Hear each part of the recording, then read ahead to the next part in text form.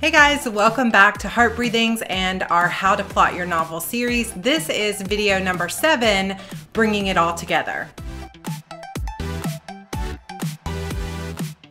So I have a little bit of a confession to make. I already recorded this video and it was like seriously 45 something minutes long of me just talking, and I realized I was kind of talking in circles so much, so I'm re-recording it and hopefully I'm going to make this a little bit more concise for you.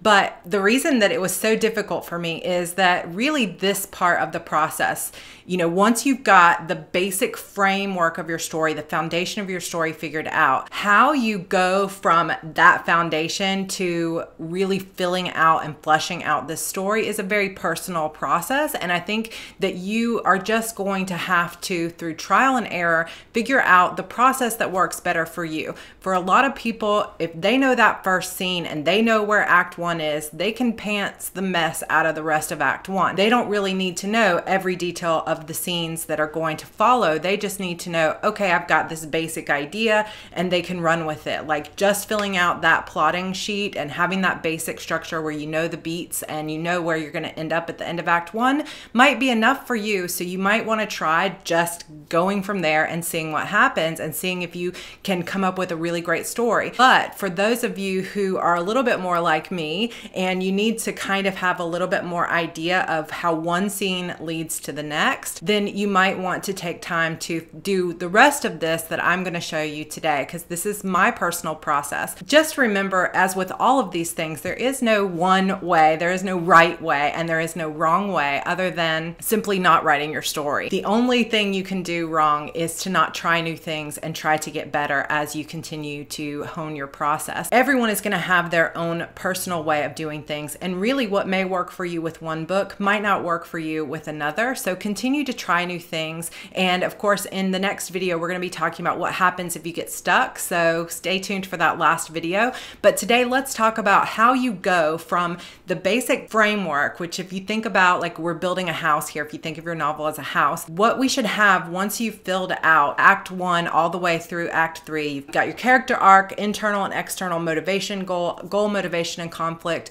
And now you've got the basic framework of your story. You know where it begins, you know what allies your character is going to have, you know that first doorway of no return, the midpoint, their mirror moment, you know that second doorway, you know the final battle and the climax. And even if you aren't 100% certain on it, you've at least got some ideas now of what's going to hit each one of those beats that we've got in the plotting notebook. So you've already started thinking about these things, which means that in terms of your house, you have the foundation laid and you hopefully already have the framing of your house. You can see the skeletal structure of it. But what we need to do now is we need to start filling in all of those gaps. We need to put up walls and drywall, and we need to start decorating the house and really making it look good. So here's what I do. Basically what I know usually at this point is, of course, I know my character's goal, motivation, and conflict, both internal and external, and that guides pretty much how my character is going to act and react throughout the story. It also guides my decisions on what challenges to put in their way, because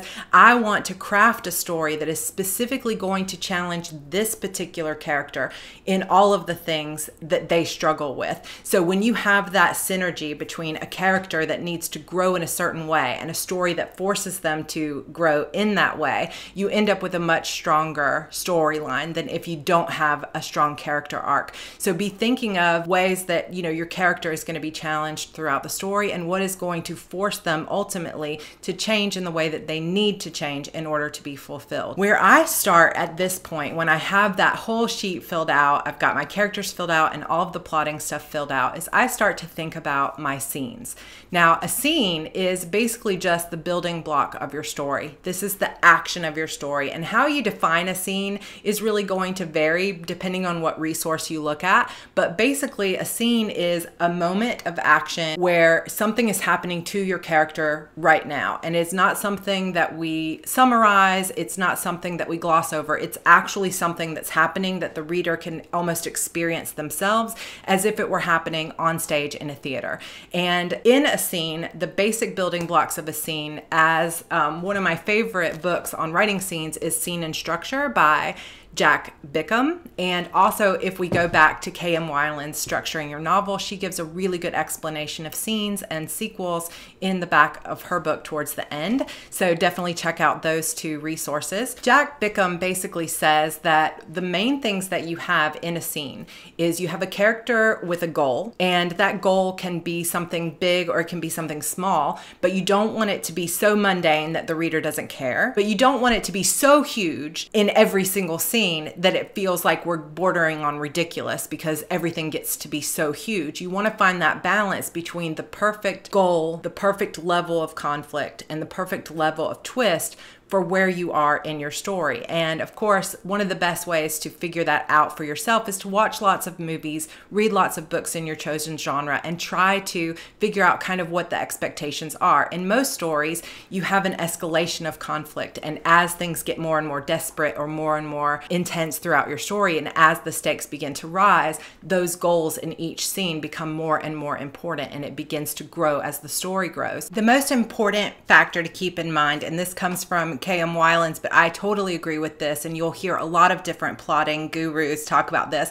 The most important thing to keep in mind when you're planning each of these scenes is, does this scene and its goal relate to the overall plot? Are we moving the character forward in this overall plot, in the overall story question, or not? And if the answer is no, then that scene simply doesn't belong in your book. So you should only choose scenes that move your character forward in the plot or relate in some way to the actual plot of this book. Now, when we talk about the basic structure of scenes, what we're talking about is your character has a goal, and this goal can be something really big, and it can be completely stated, like, I'm gonna go here and I'm gonna do this. Or it can be something that is just more implied, like we know that when this character is coming home, her goal is to make sure that her parents don't know the truth about what happened in Boston. Whatever the goal is, it can be something that's actually stated, or it can be something just that the reader understands that this is what the character wants, and that can be enough to be their goal. Then what you have is you have some level of conflict that develops throughout this scene, something that stands in the way of your character achieving their goal or getting the result that they wanted. And then as the scene wraps up, you're going to have what Jack Bickham calls a disaster. Now, I know a lot of people hear that and they think, okay, that means I've got to have like something huge happen, but it doesn't necessarily mean that like every scene needs to end with a death stakes, or every scene needs to end with some kind of like murderous thing, like somebody gets shot or somebody ends up in a car accident. It doesn't have to be quite that big to be labeled a disaster. It just has to be something that happens in a way that your character didn't expect and puts them in a place where now they're worse off than they were before. So if your character, for example, was coming specifically to talk to their mother to ask for $10,000, that was their goal. The conflict might begin to develop that as they're about to ask their mother for this money, their sister comes in and also is crying about something that happened to her, and she's asking for money instead, which interrupts your character. And now she feels like she can't ask for money because the other sister has now gotten it. And that becomes the disaster because she can't even ask for this money and things did not work out exactly the way she wanted. So that's just a simple example that just popped into my head right now, but you could probably watch movies or read other books and see lots of examples where your character goes into a scene, into some sort of moment of action where they've got something that they want, whether they admit it or not, whether they explicitly state it or not. There's something they're going to achieve or something they want to get out of this moment. Then something comes in that is in conflict with their goal. And at the end, something happens that makes things a little bit worse than when they started. The reason behind this, now, of course, there are going to be exceptions to this, and there are going to be lots of different ways that you play around with that basic structure, but it's just a good thing to keep in mind as you begin to develop your own scenes. It's like, how does this move the plot forward? How is this a logical growth from what happened in the previous scene? And how does this lead my character to the next scene? So let's talk about that for just a moment, because another essential part of writing is the sequel. And this is another term that comes from Jack Bickham. And I like to think of it more, instead of sequel, scene and and sequel, I think of it as just action and reaction. When your character goes through this scene or this moment where they experience something and there's some sort of conflict and now they're worse off than they were before, they're going to have some sort of reaction. And this is what he calls a sequel, where there's a moment of emotional reaction to what's just happened. Oh my gosh, I can't believe my sister is taking this $10,000 that I needed.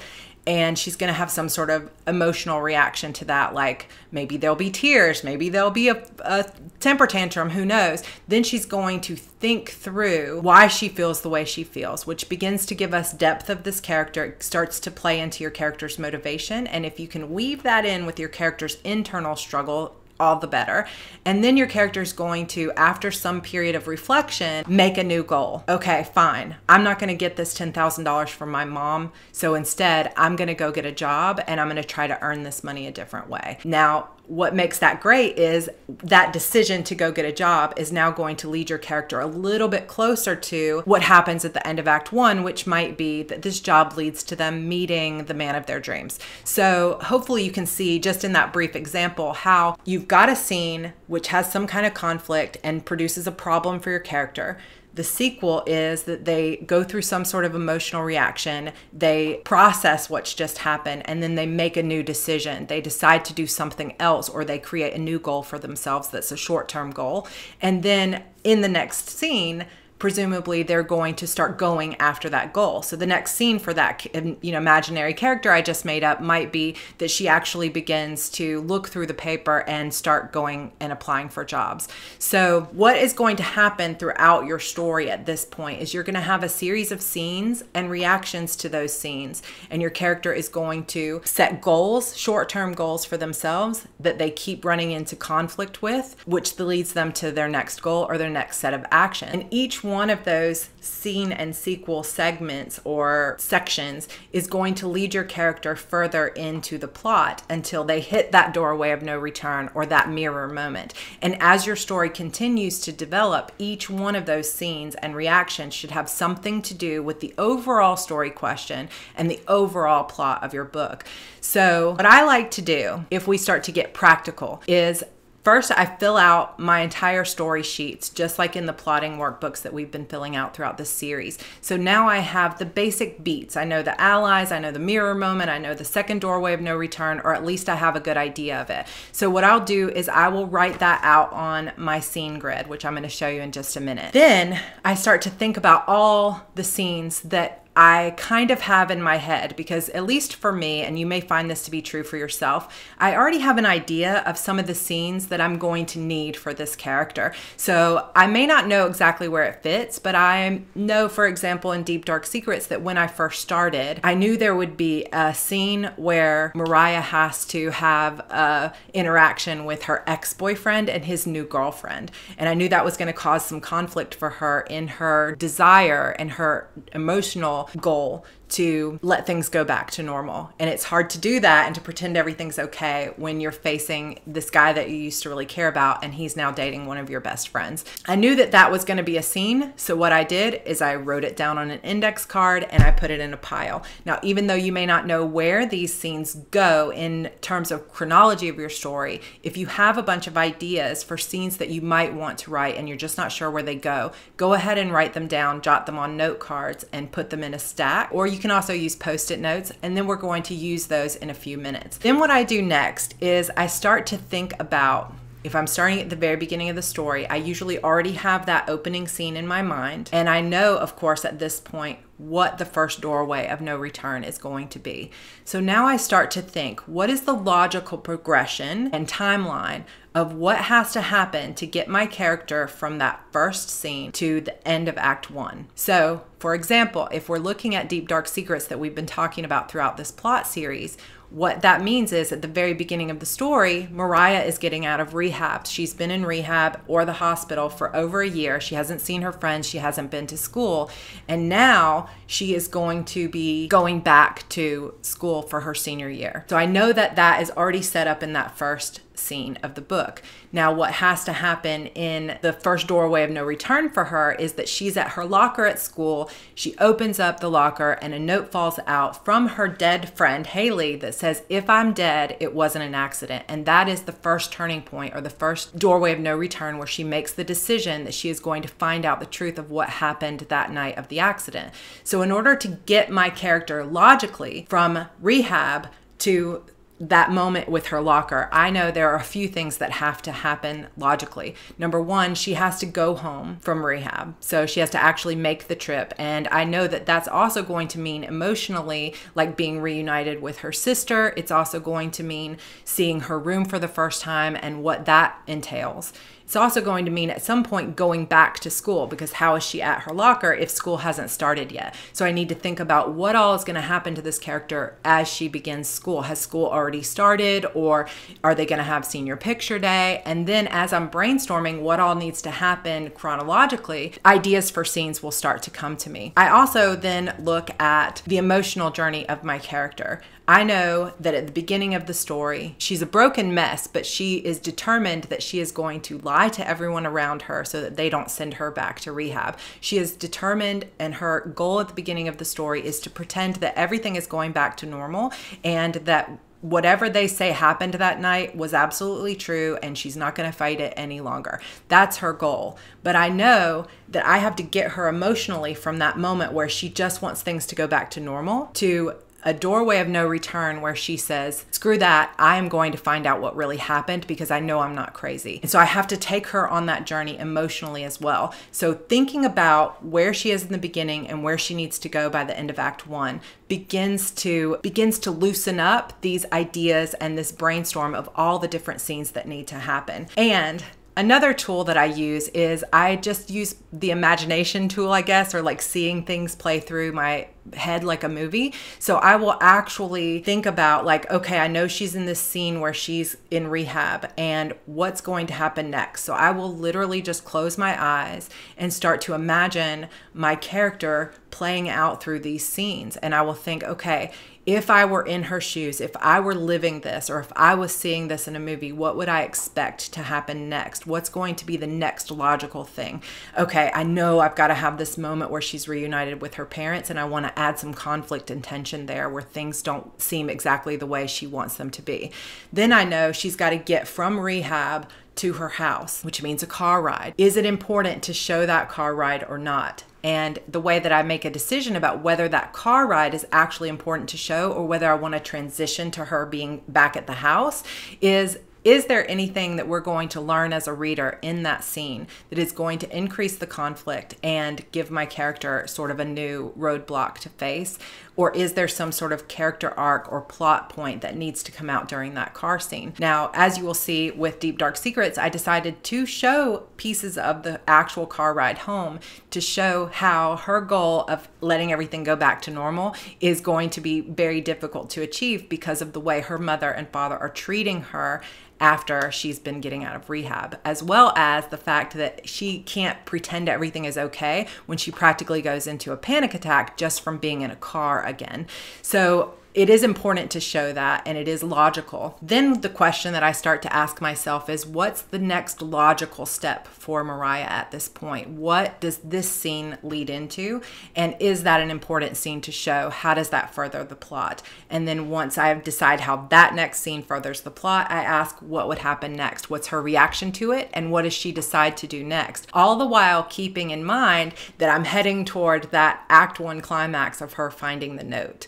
So hopefully this helps you see like how you can work through the idea of these scenes. Whether or not you want to actually write down specifics of what happens in each scene, or if you just want to kind of write the scenes and see where they go, is entirely up to you and what works for your process. But I'm trying to give you just a few tools that you can use along the way. Something else to keep in mind as you go through the story is that, and this is such a great reason to read Jack Bickham's Scene and Structure, because he talks about this in the beginning of the story, and this is where I find a lot of writers go wrong, is that every cause in your story needs to have an effect, and every effect or every plot point needs to have a cause. Now, what he means by that is readers expect to be taken on a journey. They want everything in the story to seem completely logical, like they understand exactly why these characters are acting this way. They understand why certain things happen in the story, even if they were unexpected. So logical, even if it's unexpected. One example that he gives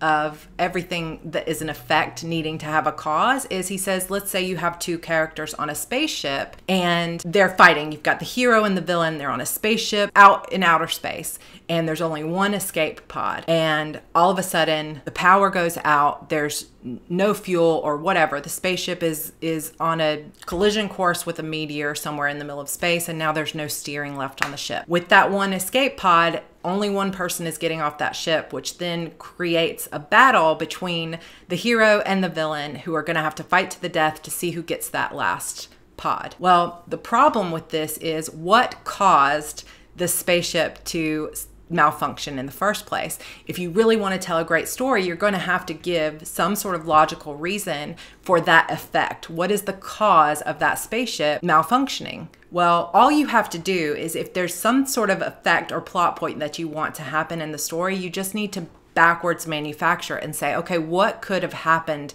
that caused this? It could be that the antagonist or the villain themselves messed with the mechanical operations of the plane or of the spaceship, thinking that, you know, they would win or they would force this battle. It could be that the spaceship had earlier hit a meteor and it damaged the ship in the first place.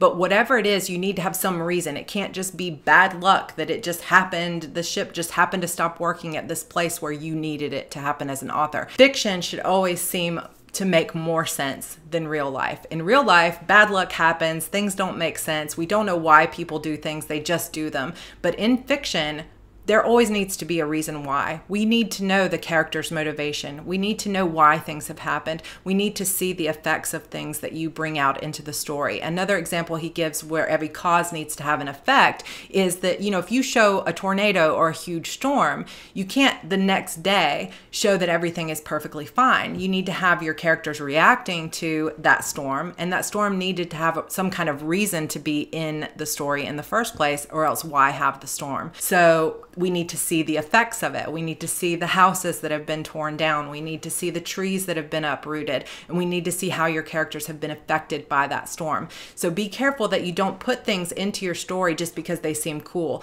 Everything needs to have a reason, and every cause needs to have an effect. And every effect or every plot point and every action and reaction needs to have a reason behind it or a motivation behind it. And whether that is your chance to tell backstory or whether it's your chance to show your character's motivation and show their wound or their ghost of their past is up to you. But keep that idea of cause and effect somewhere in the back of your mind every time you're working through your story. So what I'm going to do now is I'm going to show you how I go about plotting the next part of my story and how I bring it all together when I'm brainstorming my scenes. And like I said, you can do as much or as little of this as possible. And I take it one step at a time, thinking logically through the chronology of the story, thinking about the threads and the things that must happen to get my character from one point to another. And I always ask myself the question, when I'm thinking about a scene, I'm always asking, is this a logical growth from, the next scene? Is this the next logical step, or am I missing something in here?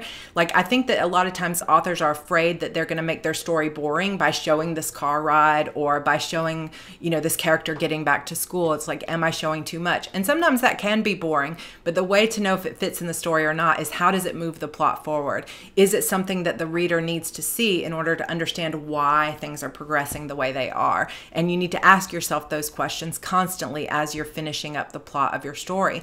But I always ask, is this the next logical step from the previous scene? How does this scene move the plot forward? How is it? Are we showing character growth? Are we showing conflict? Are we introducing new conflict? Are we introducing a totally new disaster that's going to lead the character on this second part of their journey? And then how does this scene lead into the next one? And as long as you continue to ask yourself those questions as you plot, and you keep in mind those basic sort of anchors of the first doorway of no return at the end of Act 1, your midpoint, your second doorway, and where your characters are at the climax, and you constantly keep pushing with every scene, you're pushing them more towards that next inevitable plot point, you're going to be right on track. So I'm going to pass you on to the voiceover while we take a look at Deep Dark Secrets. Okay, so by now, hopefully you've filled out all of these character sheets. You've got your character arc, your Act 1, Act 2, and Act 3. So now take the next sheet, which I call my scene grid. And this has basically all 4 sections of your novel. that you're going to begin to fill out. So I just will usually put the title of the book at the top, and then I will show this first section will be Act 1, then Act 2, Part 1, Act 2, Part 2, and Act 3. And I'm going to now start thinking about the scenes that are going to go through this. Now, another thing that I like to do is I like to figure out what my estimated word count is. So we're going to say 100,000 just because it's easy math. So then I divide it by 4 and figure out basically just a guideline of where I want to be at the end of each act. So I want to be at 25,000 words. So I know I need enough scenes, enough conflict to get me through about 25,000 words.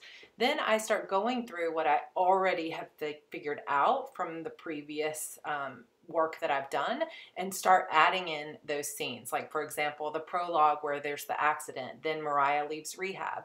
Then I know, maybe not the scenes in between, but I know that that Act 1 climax is that Mariah finds the note in her locker that it wasn't an accident, and she makes the decision to investigate.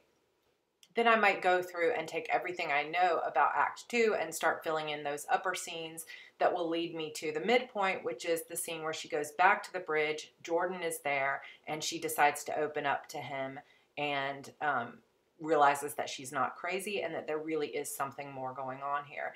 Then I'm going to take Act 2, where her reaction, and the next scene to that is that Jordan tells her the truth about his brother and so on. And I'll start writing out those scenes. Leading up to what I also know as the second doorway of no return is that they go to see the medicine woman who tells them about the idols and the evil spirit that is trapped inside Mariah. And I just go through this process of figuring out, writing out the scenes that I do know where they're placed in the story, and just kind of giving myself that framework. So like the end of the book, we've got Nicole's funeral and this area where they look for the idols, and the first one is intact but the second one is broken. So I've got these basic parts that will anchor my story. Now from this part of the scenes that I've written out in Act 2, I also know some of the other scenes, but I may not know exactly where they fit in order. So what I also can do is, on the back of that scene grid, I also have a place to write your scenes list. Now, like I said, you can do this in index cards, or you can just start writing it out on a sheet of paper. And here's where you get a chance to be a little bit more detailed rather than just writing prologue, accident. You could write out something more specific, like the night of the accident, it's raining. Haley deliberately jerks the steering wheel to take them over the bridge. Chapter 1, Mariah has a nightmare. She wakes up to realize that it's her release day, and she's going to meet with Dr. Milner. Dr. Milner is going to give her the medallion that reminds her of this dream that she's been having of a Native American man who gave her this medallion, which is immediately part of the conflict because her goal here was to act like everything was normal and to believe the story that they told her. And now she's getting evidence that what she truly believed about this Native American dark-haired man who gave her this medallion is true. So you could go so far as to write out the goal of the scene, the conflict that your character faces in the scene, as well as the disaster moment that we were talking about. And you could also write that out on your note cards if you wanted to get really specific, and then write out a description of the scene. And like I said, it just kind of depends how deep into the plotting process you want to go and how specific you want to go, or if you want to be a little bit more general by just writing out those like bullet points that might get you through the story. It's totally up to you. I also wanted to show you guys that I have this Happy Planner like deluxe notebook that I have tabs written for each of my stories, and then inside of it I have taken some old Happy Planner pages and I have created my story grid inside the Happy Planner pages. So I've got Act 1 broken into 2 parts there with 12,500 words, 25,000 words. And then Act 2 parts 1 and 2 written there with Act 3 at the end. And then the bottom section I use for notes. And I like to do this, and then what I'll do is I'll print out basically the plotting notebook, and since this is discs, I can punch those and put them into my notebook and keep all my notes in one section. Another thing that I have is I will use these plotting notebooks, like just made out of index cards. And if you guys are interested in this at all, I will link below my videos where I show in depth how I use the Plotting Happy Planner as well as the plotting notebook to plot my story. But basically what I would begin to do at this point is brainstorm all of the scenes that go in between. And the value of writing them out first is that I can begin to sort of mix them up and figure out where they best fit. Okay guys, so hopefully that has given you at least an idea of where to start. When I am plotting, I love to write out the scenes that I know, like all of those things that I've figured out throughout the course of like, what are the tests and trials when you're figuring out, you know, most of Act 2. You sort of already have worked through, hopefully, some of those scenes, but you might not know yet exactly what order they happen or exactly what goal, you know, conflict and disaster is going to happen in each scene. So I love to have those note cards written down. Like I've got the bullet points when I know where it's going to fit in the story, but then sometimes you'll see me when I'm plotting with a whole bunch of note cards sitting out on the floor around me, and I'll just be kind of moving them around and saying, you know, okay, this scene I know needs to happen, but does it happen after she visits Haley's mother or before? And then I'll start to just really think about the progression and the character arc and think, where is this best to push her in this way? In terms of pacing, is it better to have this here, have this scary moment, or should I add in a more emotional moment? Some of this for you is going to feel intuitive as you work through it, and some of it will be trial and error and you'll learn, and some of it will be things that your beta readers or some of your alpha readers or your editor will say, you know what, I think this is better over here. But the key is to just try your best to work out as much of it as you need so that you can start writing. I try to get as specific as possible until I know that I'm ready to write. And when I'm chomping at the bit to write, I get this feeling inside that says, okay, I'm ready to write this scene, and I just start going for it. But it's so useful to have those note cards or that plotting sheet where I can say, okay, I've finished this scene, I'm ready for my next sprint, and I start writing that next one right away because I know exactly what's coming. And that's part of what has allowed me to write 6 books in the last year, which has been my most productive year by far of my life, or 25 novels in the last 8 years of my life. And part of how I've been as prolific as I have is that I use this type of plotting method, and I continue to refine it and hopefully get better over time.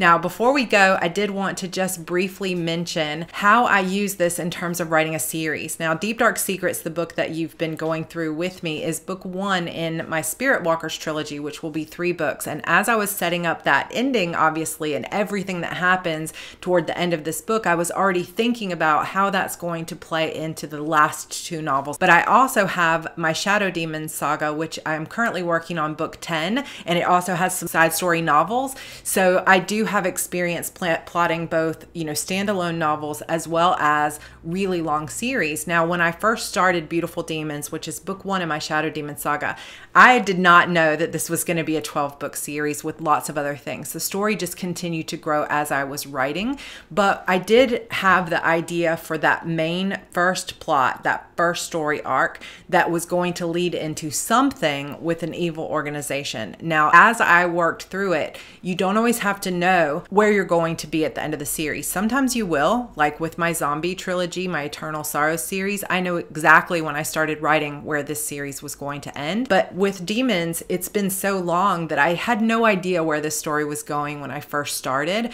But what I did was, in the same way that we talk about scene and sequel, that you're setting up this scene and then you have, you know, some sort of reaction, and then your character makes a new decision that leads them into the next plot point. I will use that on a larger scale with my series, and I will think, okay, if I want this character to be here by the end of this story arc, what do they need to learn in each book along the way?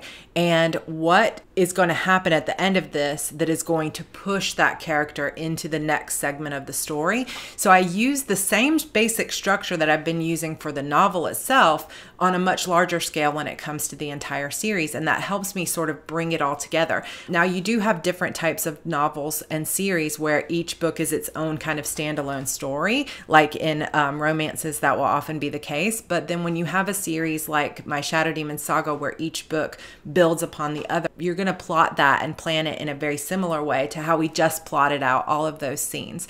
So if you would like to see a video with more specific direction on how to plot or plan out a series that is going to be a longer series where each book builds on the other, please comment down below and let me know. But for now, I think that concludes this part of our plotting series. All right, guys, that is it. We have made it through the 7th video. The only thing that we have left is video number 8, which is all about what happens when you get stuck. What happens if you have writer's block or you just can't figure out what comes next? Well, I have some tools and tricks for you that we'll be discussing in my next video, and that next video is actually coming tomorrow. So this will end our 8-part video series on how to plot your novel.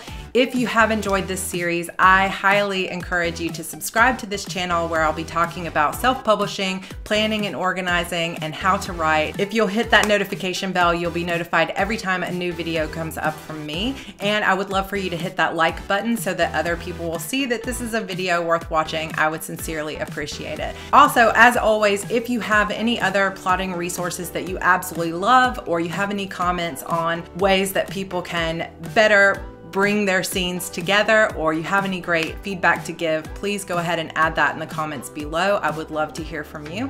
And if you would, please sign up for my newsletter if you have not yet at heartbreathings.com/newsletter. I will leave the link for you down below in the description, where you can also download this free Plot Your Novel workbook. All right, guys, that is it. I hope you enjoyed this video, and I hope that it has given you some clarity around how to bring your story together once you've got the plot down. And I will see you guys tomorrow in my next video. Bye.